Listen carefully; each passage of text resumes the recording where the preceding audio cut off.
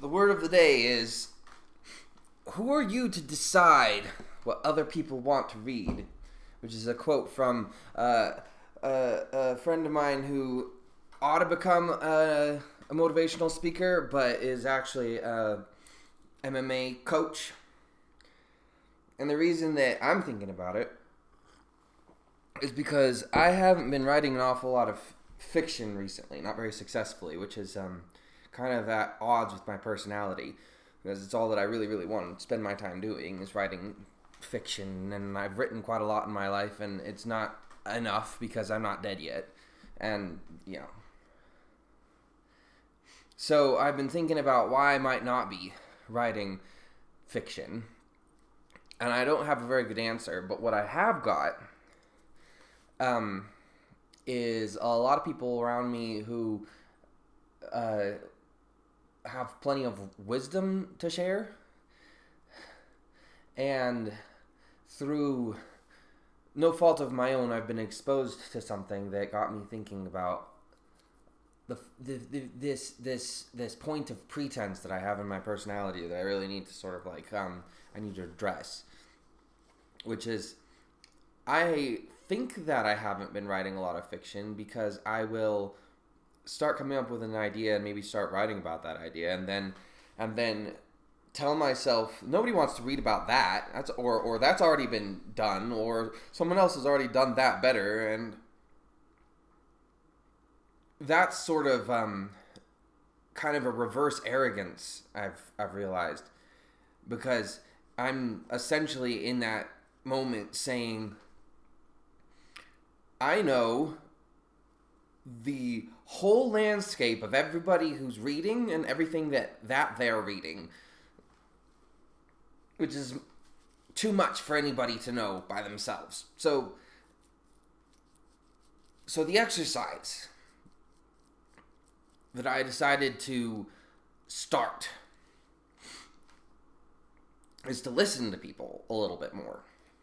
I got exposed to something else through another friend of mine that was an essay, and it was entitled something to the effect of why you should listen before you start to write, said I.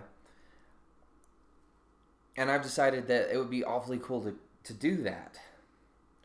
So, not because I'm looking for ideas, and not because I'm necessarily in any way going to try and write anything that is an answer to this question necessarily, but mostly because it would be good for me to have a better grasp and understanding and just more conversation with the world of people reading.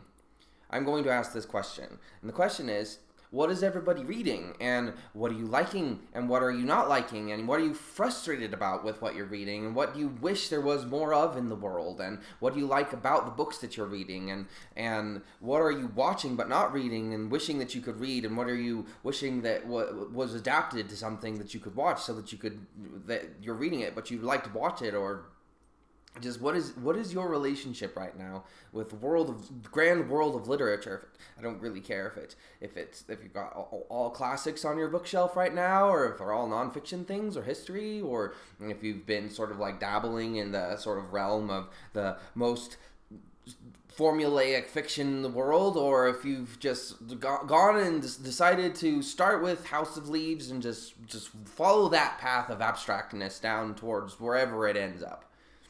I would like to know more about what everybody's relationship is with the world of literature right now, with the world of stories. However where are you consuming stories? Just all of those things. I would like to hear as much about that as anybody has any time to tell me. Just send me a note, send me a text message, send me an @ on the Twitter bot or something. I would appreciate hearing about that. It is a point of professional curiosity for me right now. Here are the numbers. I have written 11 novels. I finished my last one in 2017. And I would like to write more because that's mainly what I would like to do, but I haven't really been able to hit on any piece of fiction that really engages my imagination since then. My fault entirely, but I realized I'm operating in a little bit of a vacuum. And I preach that stories don't work without a relationship. And it's a good time for me to decide that I'm going to sort of eat my own words. So yeah, just yeah. Tell me how stories are to you these days.